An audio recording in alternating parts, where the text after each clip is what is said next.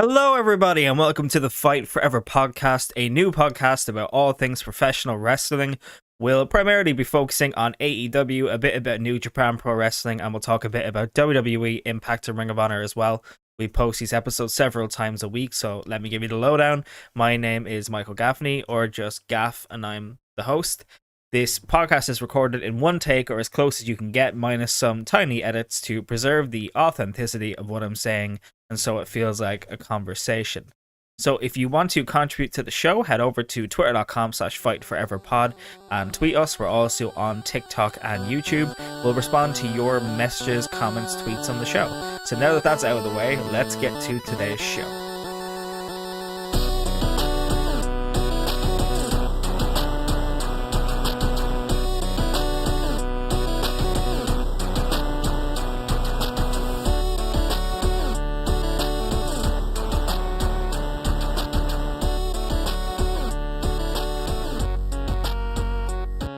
We are doing today's episode on the fly, and the reason why we're doing it on the fly is because two gigantic stories have just come out. The first one is regarding Vince McMahon. As anybody who is keeping up to date with professional wrestling or the wrestling industry knows, Vince McMahon paid a hush money to a former paralegal for WWE who he had sexual relations with in the last couple of years. There is a report today from the same people who broke that report over at the Wall Street Journal that details how Vince McMahon has agreed to pay $12 million in hush money to 4 different women over the last 16 years to suppress allegations of sexual misconduct and infidelity, which is, as the Wall Street Journal notes here, an amount far larger than previously known. So WWE stock has gone down. This has hit all mainstream publications, and we're just going to read through the article here and we're going to digest it. So all credit goes to the Wall Street Journal and goes to Joe Palazzolo, Ted Mann, and Joe Flint. I'm not stealing their work. All credit goes to them for breaking these important stories. So let's get started. So the article starts with Vince McMahon, World Wrestling Entertainment Inc.'s longtime leader, agreed to pay more than $12 million over the last 16 years to suppress allegations of sexual misconduct and infidelity, an amount far larger than previously known.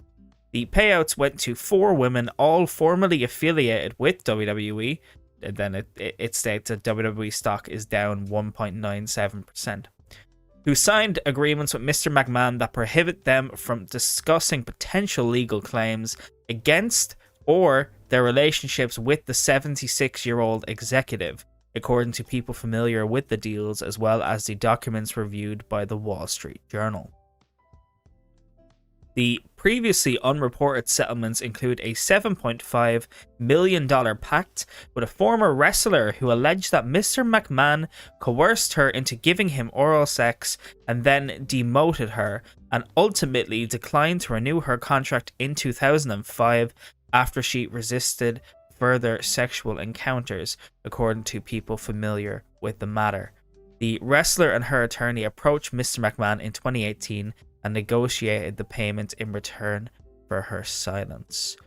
So I forget this woman's name. This woman is now a nurse and did have a promising career, and after this was essentially fired. And apparently they didn't renew her contract in 2005 because she refused the sexual encounters, but also because she got pregnant with somebody else. So we'll continue here. In another previously unreported deal, a WWE contractor presented the company with unsolicited nude photos of Mr. McMahon she reported receiving from him and alleged that he had sexually harassed her on the job, according to people familiar with the woman's 2008 non-disclosure agreement. Mr. McMahon agreed to pay her roughly $1 million, these people said.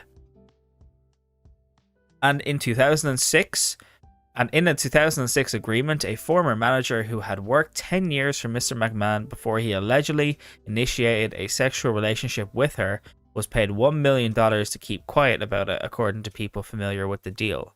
The Journal previously reported about a $3 million hush pact reached in January between Mr. McMahon and a former WWE paralegal with whom he allegedly had an affair, citing documents and the people familiar with the matter.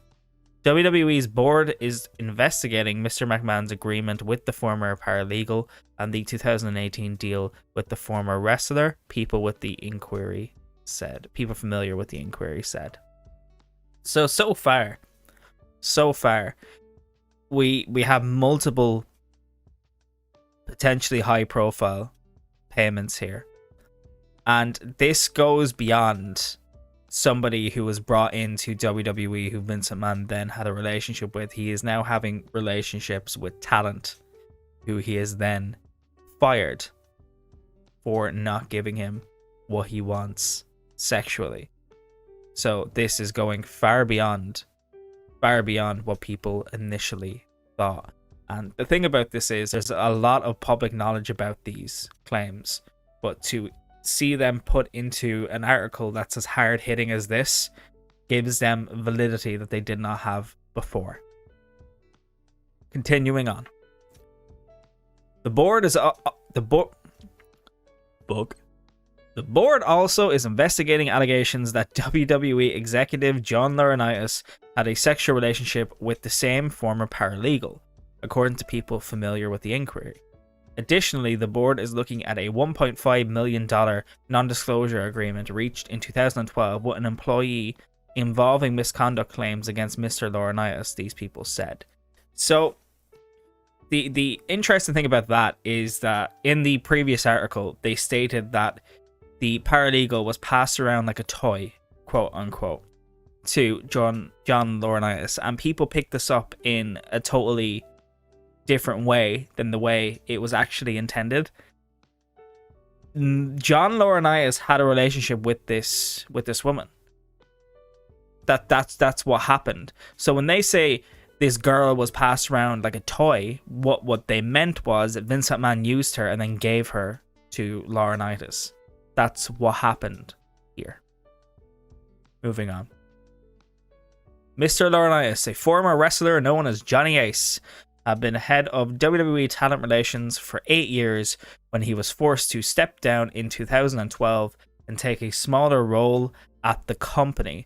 His demotion came around the same time as the $1.5 million deal with the employee, who alleged she had an affair with Mr. Laurinaitis and that he demoted her after she broke it off, people familiar with the non-disclosure agreement said. Mr. McMahon had restored Mr. Laurinaitis as head of talent relations last year. WWE has placed Mr. Laurinaitis on administrative leave, and the Journal couldn't determine whether the board probe includes the non-disclosure agreements involving the contractor and the former manager, or how far back the investigation will go.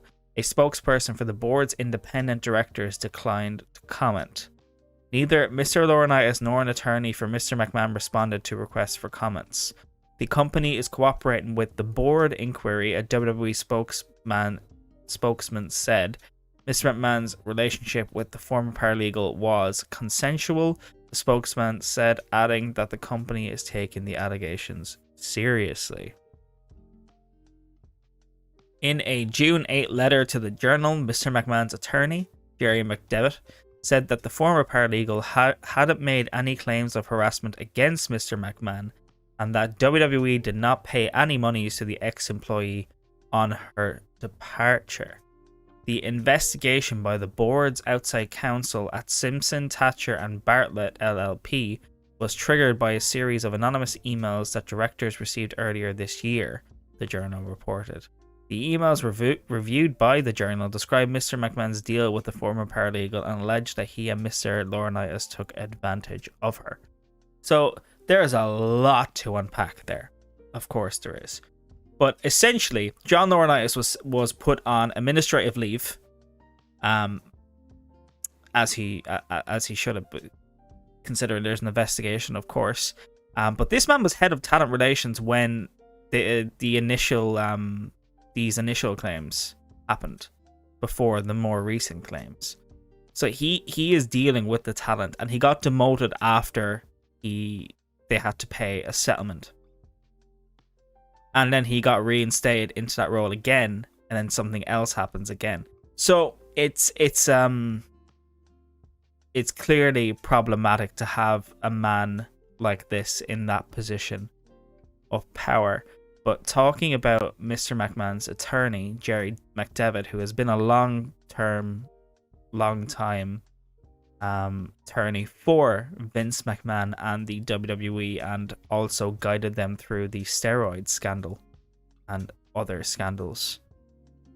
Jerry McDevitt is clearly trusted by Vince McMahon, and the fact that Jerry McDevitt said that WWE did not pay any monies to the ex-employee, and then specifically saying that they didn't pay any monies to her on her departure, is the key thing here. So more than likely they paid her a lot of money and she stayed there for a considerable amount of time after, or they paid her considerably after. They have another section here on the article that has another headline called Family Ties. Mr. McMahon temporarily stepped aside as the chief executive and chairman of WWE on June 17th.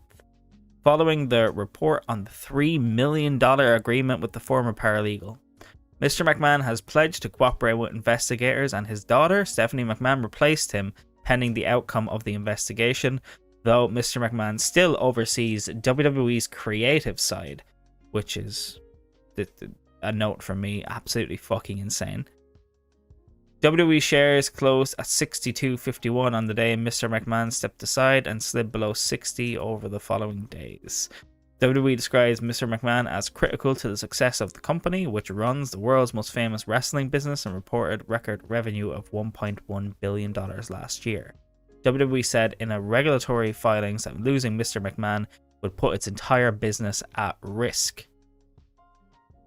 WWE's revenue includes a 5-year exclusive agreement with NBC Universal's Peacock streaming platform struck in 2021 and valued at $1 billion. The company also has TV licensing agreements with Fox and NBC, and recently secured its first standalone international distribution deal with Disney Plus Hotstar in Indonesia. Fox Corp and journal parent News Corp share common ownership. Mr. McMahon owns a majority of WWE's Class B shares, giving him the bulk of the shareholders' voting power, security filings show. The Class B shares have 10 times the voting power of Class A shares available to regular investors, and are owned exclusively by Mr. McMahon, his family, and trusts benefiting individual family members.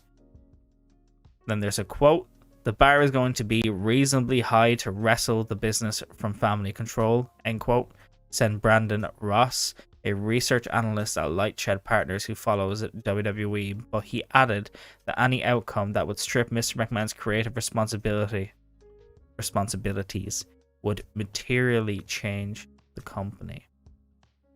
Once again, there's a lot to unpack there.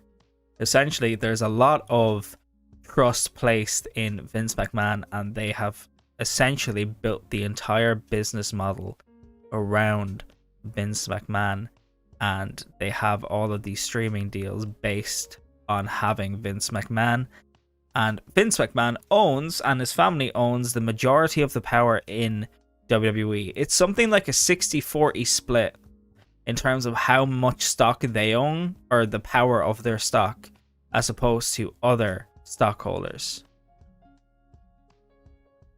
The company shows have featured executives, including Mr. McMahon, as characters who join in cartoonish violence, risque skits, and soap opera-like storylines about the inner workings of WWE.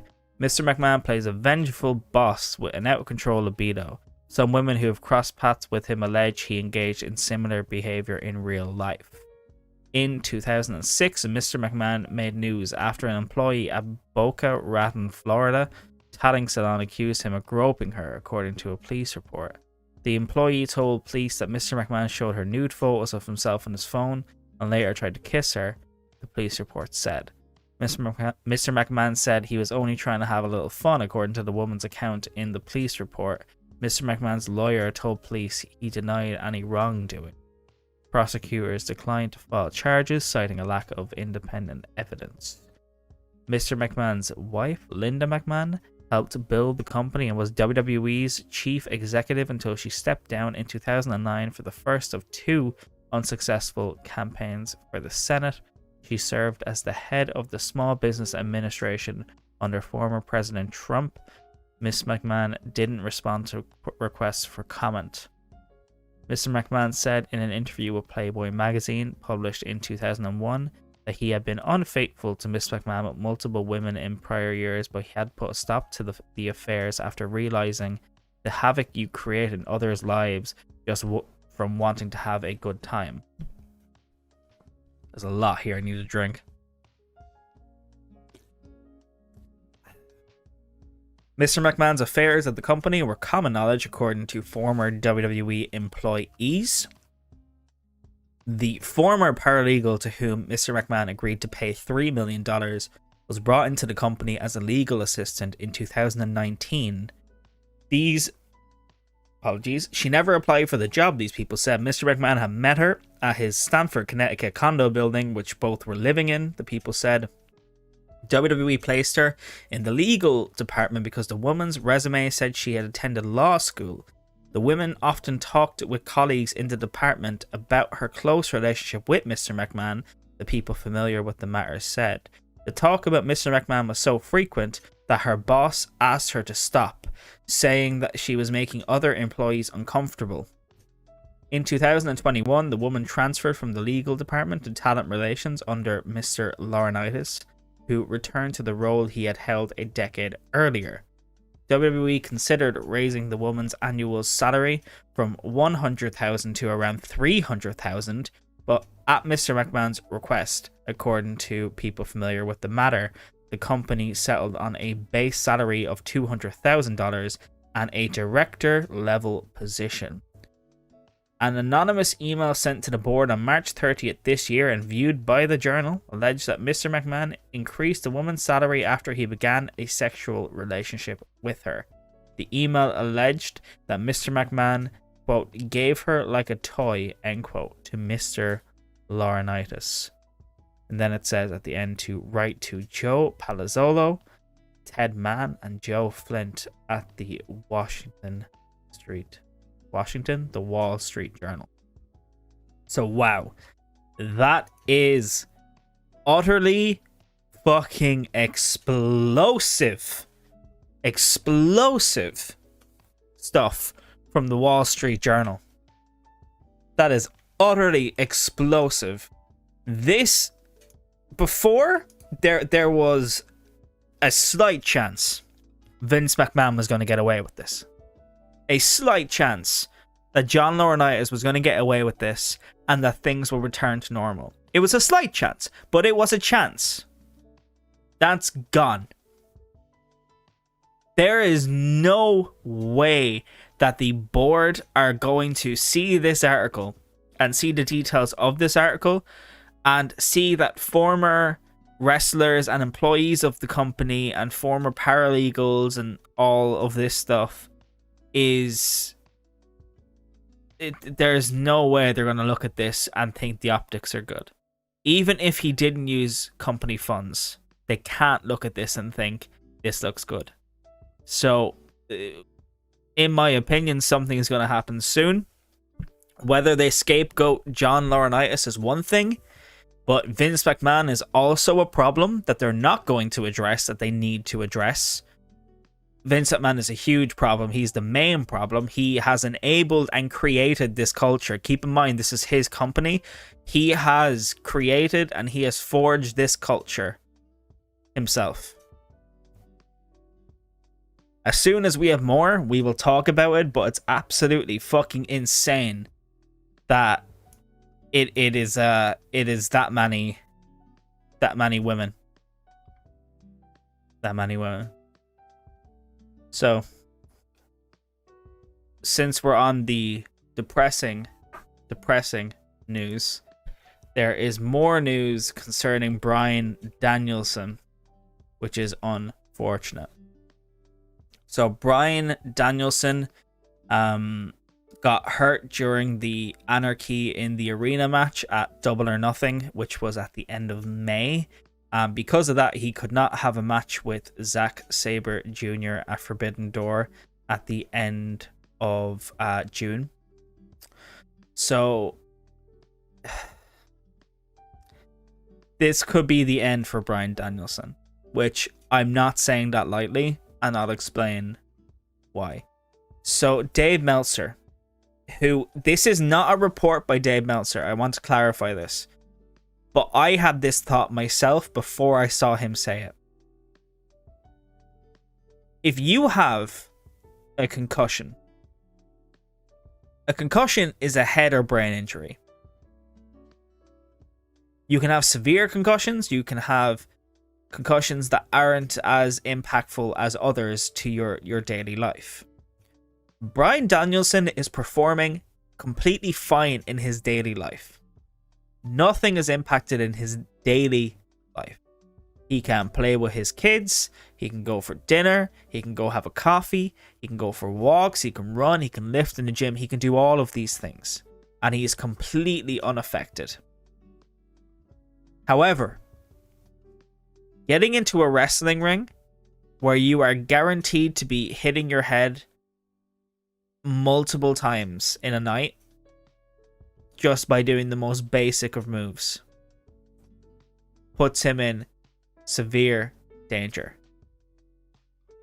Once it gets to a point with a concussion where it's post 4 weeks and nothing has happened in terms of an update regarding the concussion, that is insanely concerning, because that means that there's something serious going on. So Dave Meltzer said this, and he is correct. He said, I'm very concerned with Danielson, obviously, because when you have had the number of concussions he's had, and he's been out for 5 weeks, you start worrying at 5 weeks of a concussion, this may be a real bad situation. I know in real life and everything he's fine, he can function, he can do everything, but as far as being cleared to wrestle, I don't know anything. No one knows. Getting cleared from a concussion can be any time, there's no time frame, but the fact it's been this long is very concerning. So, this ain't looking good for Bryan Danielson. Similarly, Adam Cole also suffered a concussion against Samoa Joe at the start of June. And he wasn't put in the ring, and he wasn't wrestling, and then they put him in the ring for a match at Forbidden Door where he suffered a second concussion in less than 4 weeks. So Adam Cole is also out for a very long time, because head injuries are nothing to be scoffed at. They are incredibly serious. They're one of the most serious things that can happen to any athlete is to get a concussion, especially multiple of them. So Bryan Danielson, there is another update, I'm just looking for it now, by Tony Khan, and this is where things get very very tricky. So Tony Khan said that, I actually can't find it, here we go. So Tony Khan said, apologies, I'm looking for it, here we go.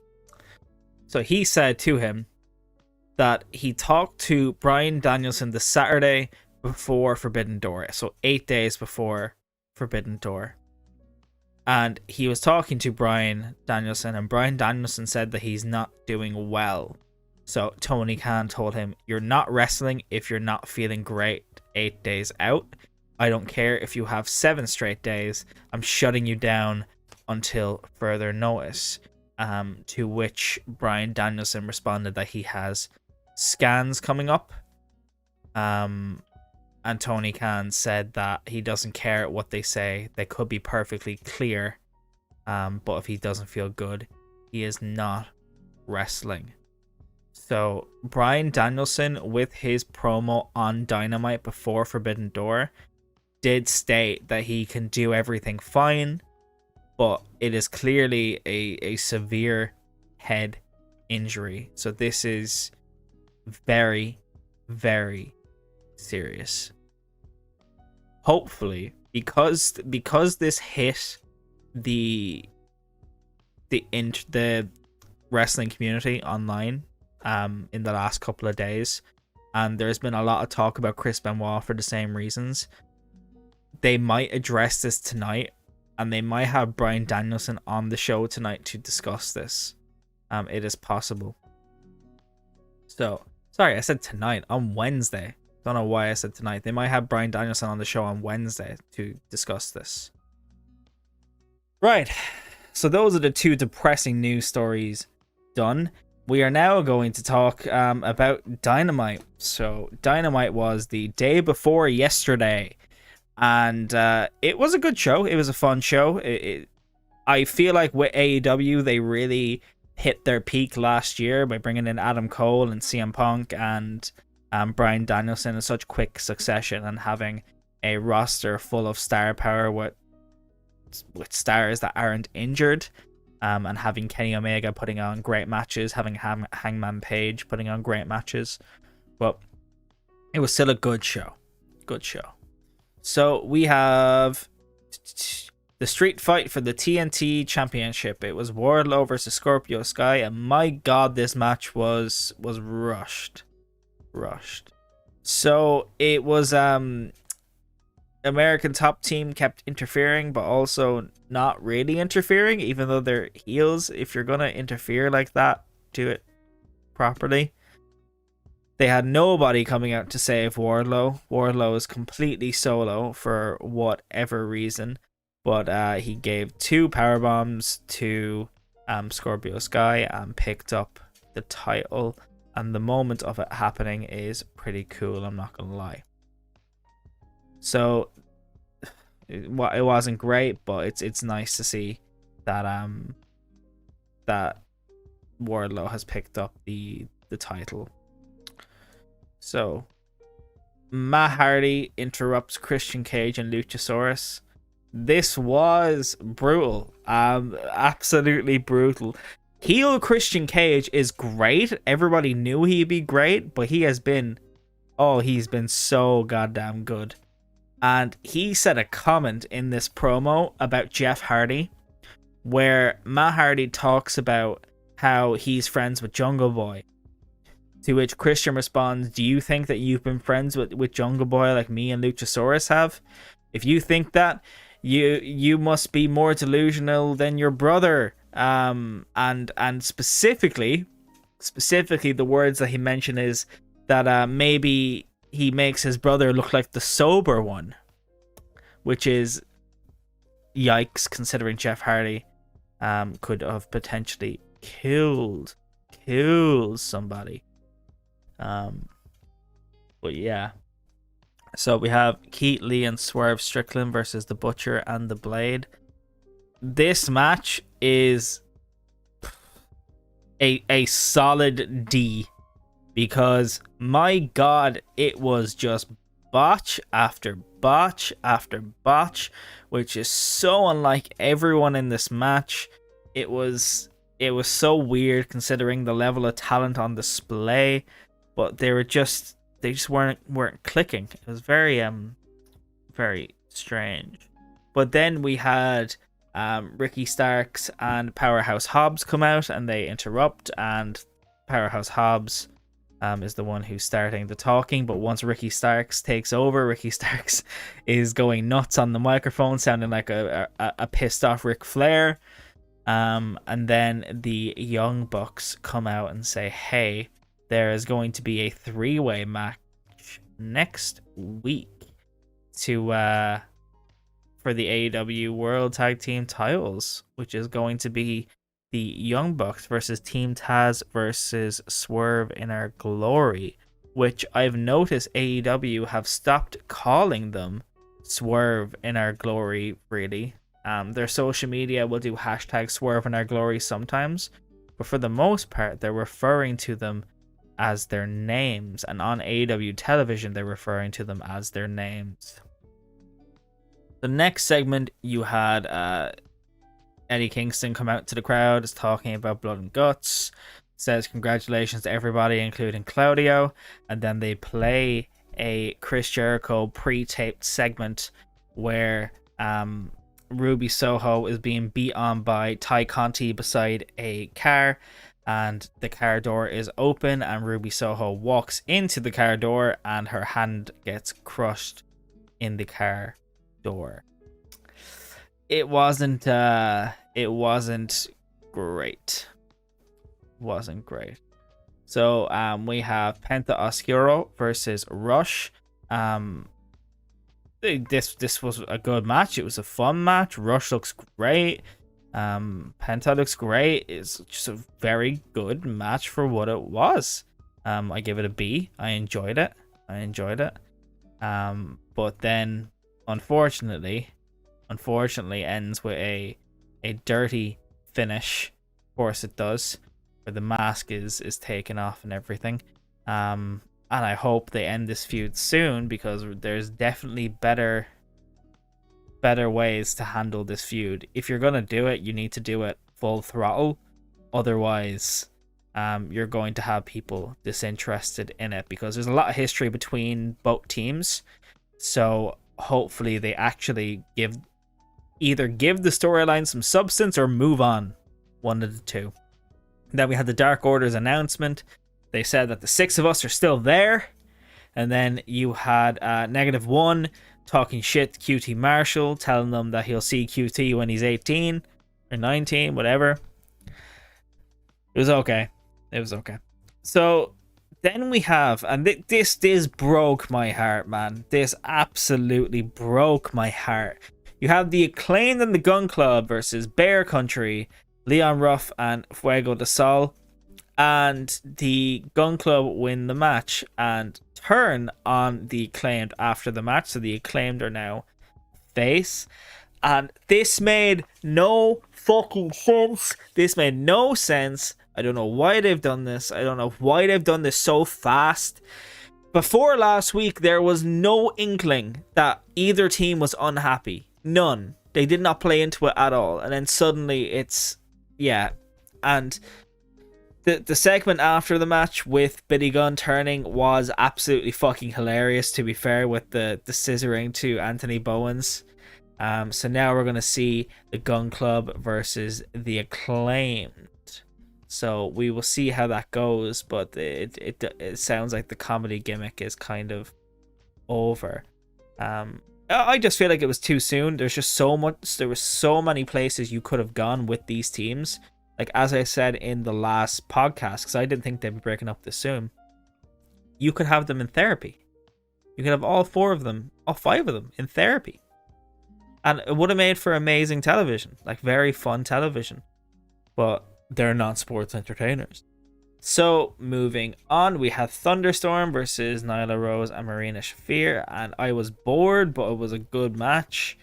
It's kind of it, really. Thunderstorm won. They have a name, the other team doesn't. And then we have the main event, which was Jon Moxley versus Brody King, and Brody King fucking kills Jon Moxley. Like, kills Jon Moxley. Like, it's actually kind of crazy. Like, Brody King was chopping Moxley, was throwing Moxley, was dropping him to his knees. Brody King looked like a genuine contender. But yeah, the one issue that I had was Brody King was dominating for literally the entire match. And then Jon Moxley had one offensive combination and won. And just felt very out of nowhere. And I felt like that they completely rushed it. I'm not really sure what happened. But overall the match was fine. They also announced FTR challenging the Briscoes for a rematch at Death Before Dishonor. The crowd went mental for this. And yeah, that's it for Dynamite. They also started showing Rampage a little bit. on Fight TV. So I did see the start of Takeshita versus Kingston, but I didn't see who the winner was. That's going to be on Fight TV tonight. And that, folks, is all the news for today. So we will probably be back tomorrow because there's so much going on that I want to talk about. I want to talk about Kenny Omega in detail, and I also want to talk about what's happening on SmackDown with Roman Reigns and what's happening on Rampage tonight. So there will probably be a podcast tomorrow, which would be Saturday the 8th of the 8th. And I will see you guys then. Thank you very much for listening and coming here for your almost daily fix. And I'll talk to you guys soon.